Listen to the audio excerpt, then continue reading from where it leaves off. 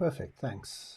So I'm just going to, I've got a few graphics behind me in case you are a visual learner. It might help you to just see a few images. So as Jane said, what I think we're hearing from all of you is that some kind of spiritual input in the form of looking at the Bible would be something that would be a really cool part of this community.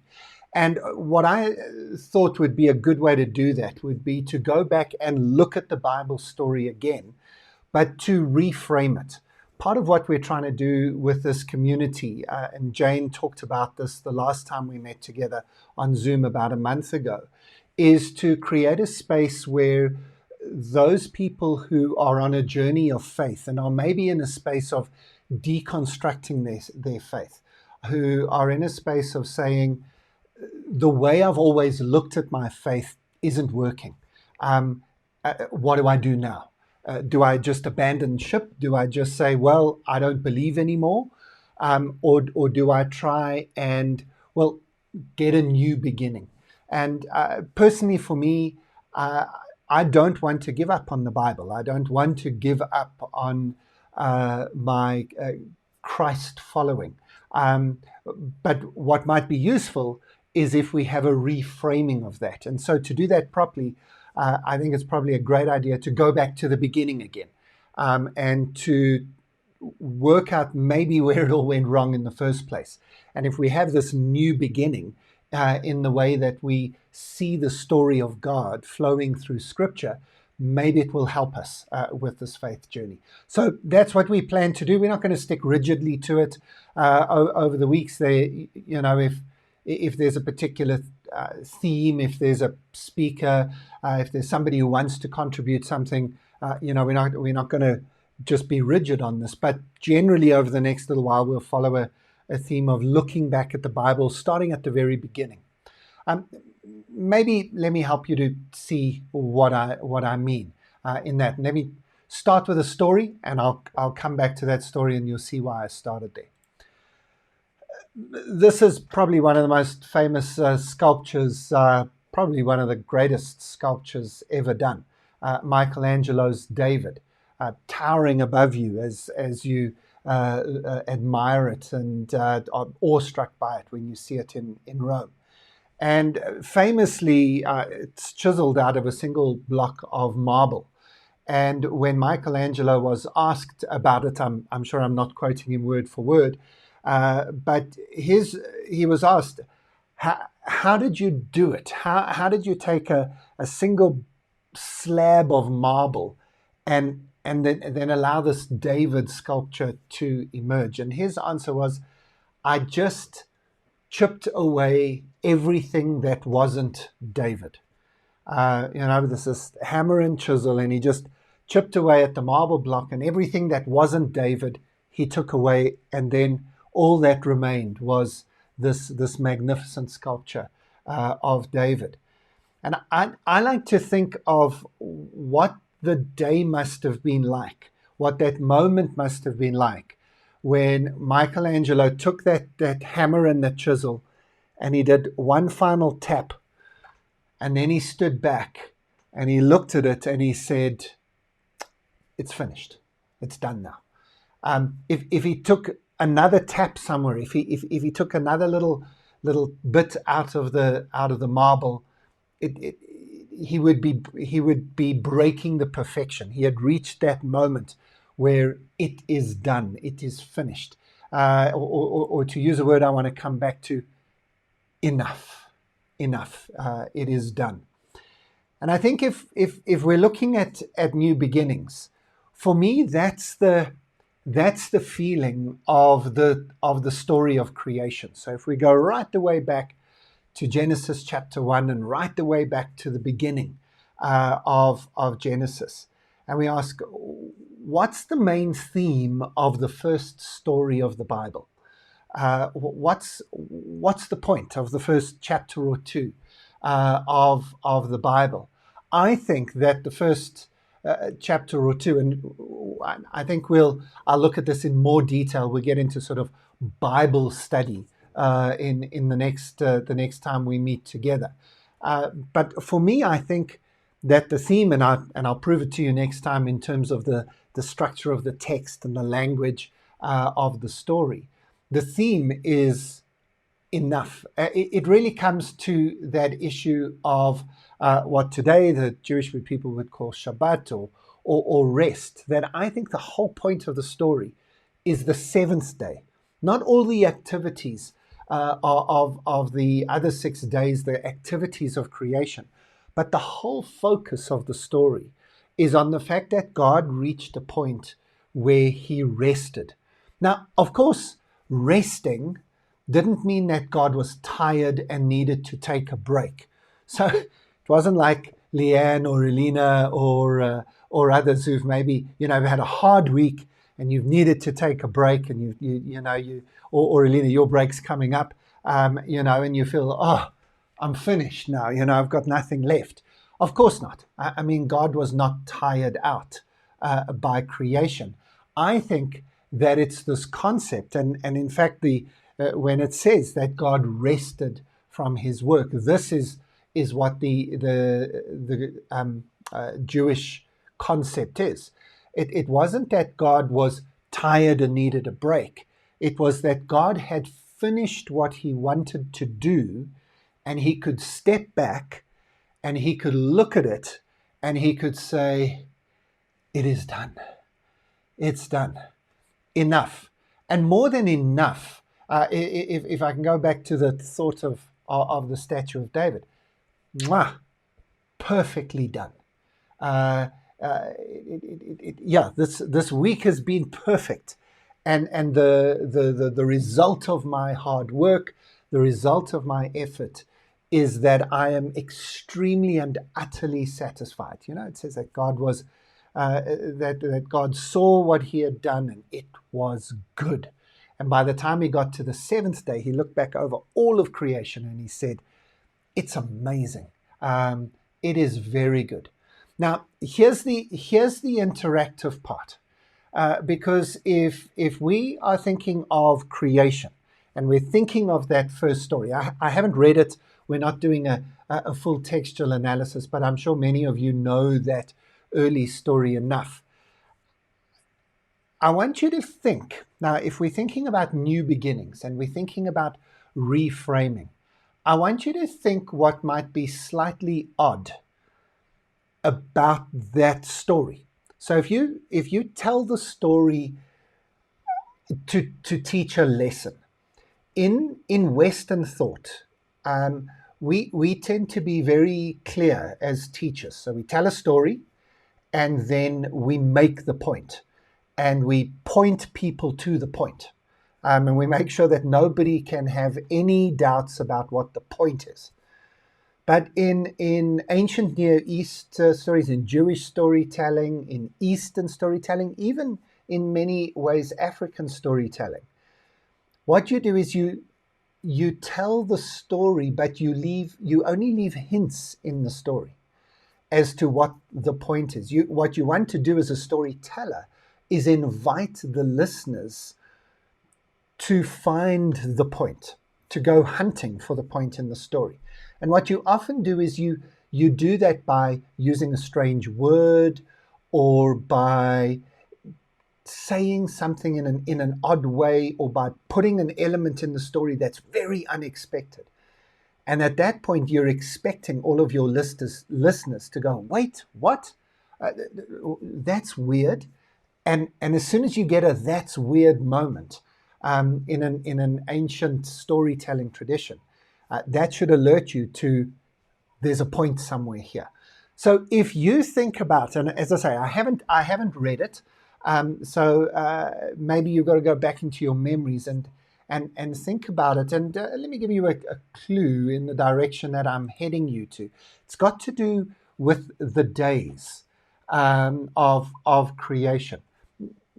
Unmute your microphones and throw in does anything stand out for you in terms of being weird or a strange way of talking about the days if the final day is the day God's rested and there's 6 other days, anything strange, anything jump out to you? There are no wrong answers.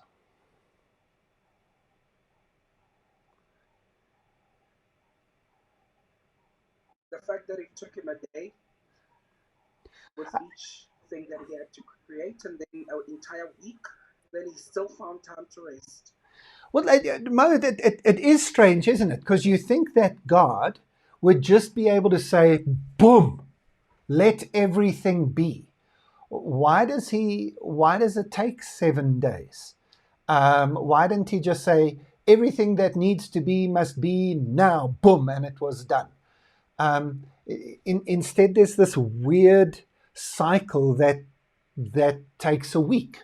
Yeah, absolutely. That is weird, strange. God did not need to do it that way. Anything else that's strange?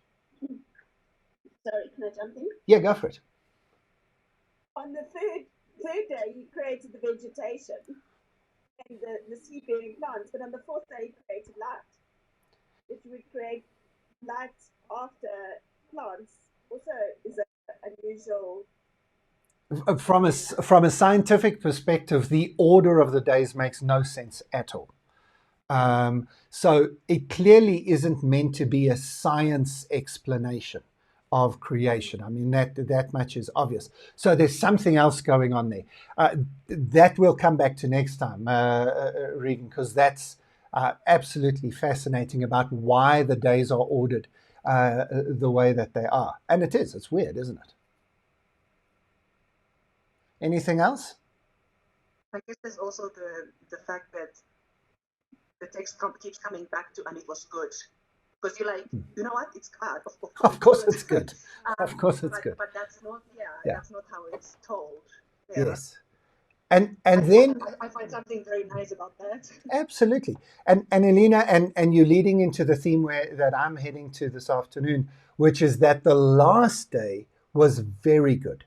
When it was enough, when it was all done, then it was very good. And that's very clear in the use of language. It was good, it was good, it was good, it was good.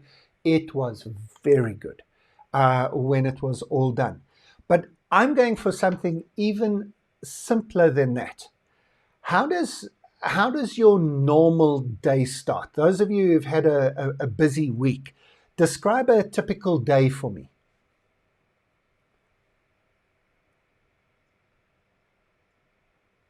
Andrew, you've had a busy week. Leanne, you've had a busy week. When does your day start? Anything between 4:20 and 5:30. Oh, good grief! You're just showing off now. Okay. No, not at all. Wow. Yeah. No, I am not. Those of you who know me, I'm not a morning person. But it's not. What do you do at that time, Andrew? Do you get up and do? If it's 4:20, it's because I'm going for a run. Okay, so there's a run at least. Okay. A run in a quiet time, and try and get a bit of perspective, a bit of bank the Andrew time before the chaos sets in. Okay, you clearly were the wrong person for me to choose for my example, because I think the rest of us are just like, you've paused your alarm clock 2 or 3 times more than you should have, and you're now running a touch late, and the day has started with a boom, right? I mean, how many of you feel that way? Our day begins with a happy yapping. Oh man, I don't know. Yeah, exactly, it does. The point is, yes. Is the thing that you're trying to do to the fact that we will refer to our day as going from morning to evening, but I would say the Bible says it was the evening. I'm heading you in that exactly, Zane. I'm heading you in that direction. All the other things everybody said we'll come back to next time because they are odd things of the story. But one of the oddest things in the story is this definition of it was evening, it was morning, the first day. It was evening, it was morning the second day. It was evening, it was morning the third day. Cheers, Regan. Wish Graeme and all the best. I'm assuming he's finished. Yeah. And we're recording, so if you want to watch later, you can get the rest of the story. But Zane, you're exactly right. And of course, Jewish people still do that today. The start of the day is the evening. Now, this is an odd formulation because it doesn't feel like the start of the day. It feels like the end of the day, right? But imagine your day. Remember, my theme is new beginnings and reframings. Imagine your day started in the evening. So it starts with, for most people, the best meal of the day. Maybe it's just me, but you know, where you're putting in a lot of effort, and maybe there's some wine if that's what you're into. It's a more indulgent meal, possibly. It's time with family. It's when you may be more relaxing or relaxed, and then you sleep. So the first thing you do in your day, according to Genesis, is you relax, you spend time with family, you have a great meal, and then you sleep. You refresh yourself. Halfway through your day, you wake up, and then you go to work. And you spend the last half of your day, that maybe they're not, the part where today at least you feel exhausted, you've refreshed, you're in the middle of your day, and then you head out to work. And without making too much of that, because I'm not trying to nitpick just a tiny little thing, I honestly think this is the whole point of the story of creation. Because God does all of this creative work. He produces something. He delivers an output. But the main focus of the story is that he rests. He rests not by just collapsing in a heap because he's worked too hard. He rests to start with. He starts his day and he starts his week with resting, building up reserves, and then he does his creation piece. And once he's finished all of it, he's able to step back and say, it was enough. It was perfect. It was just as it needed to be. And just like Michelangelo could look at it and say, this is perfection. I love this. This is amazing. And he could actually enjoy it. I wonder if we might need to reimagine our lives, our days, and our weeks. I wonder if we reframe them around rest rather than work. I wonder what difference that would make. I wonder what new beginning that might make to the way we see our lives. I wonder if we reframed our own lives around everything that wasn't work. That's the most important thing. I wonder if we reframed our lives around sharing meals together, meeting with family and friends, relaxation, and saying that's the most important thing. And when I've got that done, then I can go and do some work. I wonder what that would do for us. I wonder what would happen if we stopped judging ourselves and other people by the production, by what they produce. You know, whenever you meet somebody, you say, well, what do you do? You know, we're all meeting new people as this group of ours expands. And a common question is, well, what do you do? Imagine that wasn't the first question because that was the least relevant thing about somebody. Imagine you felt that about yourself, that you didn't feel the relentless need to be a production machine, that you didn't feel the relentless need to put in the hours and the work, and that, Leanne, as you said earlier, you know, that when you take time for yourself, time to just be and relax, that you've almost got to get over this sense of,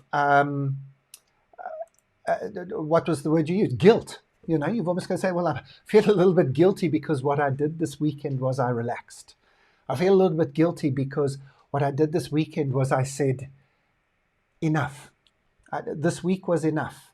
And what I really need now, and the most important thing for me now, is to rest. Jesus said that, come to me, all you who are burdened and heavy laden, and I will give you rest. Imagine we could reframe how we saw life, how we saw work, for those who don't have jobs, and often who feel that they're failures because for some reason they haven't been able to find employment. And then they think of themselves as less than as a person because society defines us by the work we do. And the harder we work, apparently the better we are. And we compliment each other when we tell each other how hard we've been working. And we go, wow, look how many hours you work. Imagine we've got it entirely wrong. Imagine the point of life, the point of spirituality and faith was to find rest and to know when it was enough. Imagine we could do that. What would that new beginning be for you? What would that reframing be? And then if I can go a step further than that and say that I think that God's story, which I believe starts this way, I think Genesis 1 sets up that this is what the perfect life would be like. Not that you don't work, but that work is simply there to give you the means to be in Sabbath, to give you the means to be in rest. That work was only there to give you the means to know that you have enough, that you've done enough, and that you are enough.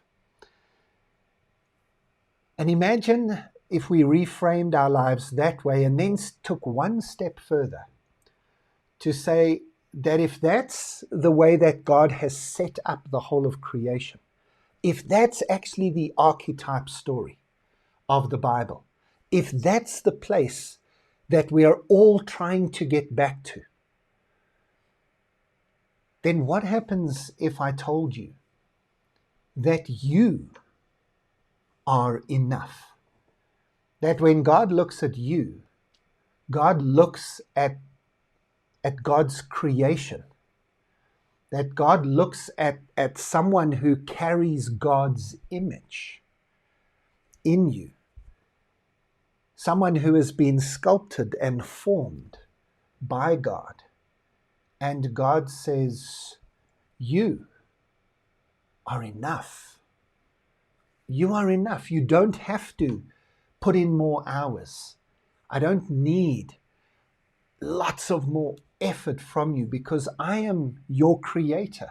I am the one who made you. And you are enough. And yes, maybe some of us still have a few pieces that need knocking off. Maybe the sculptor isn't finished with us yet. But the sculptor knows what perfection looks like. And the sculptor's the one who's working on the final piece. There's nothing that David could have done to become more of a statue, more of a David. It was all Michelangelo. I think that's what God's story is. And I think that that's what the Bible invites us into. That the Bible invites us into rest. That the Bible invites us into knowing when enough is enough. That the Bible invites us into the fullness of living. And that the Bible tells us that it is God's intention for us to know that we are enough for Him. I wonder whether that might be the new beginning that we could bring. And that if we start there, if we go back to Genesis 1, and we look at the Bible again, reframing it, not trying to rewrite it, not trying to find things that aren't there, but framing it in the way that I believe God intended, I think that we will discover that we are enough. So that's what we're going to do together, is we're going to go through the Bible, look at all of the stories, look at everything from the beginning, going story by story, and follow God's story through the Bible. And I think we're going to find it remarkable. Thanks, Graeme. So can you, Graeme, split us now into two groups, and we're going to just take a few minutes to chat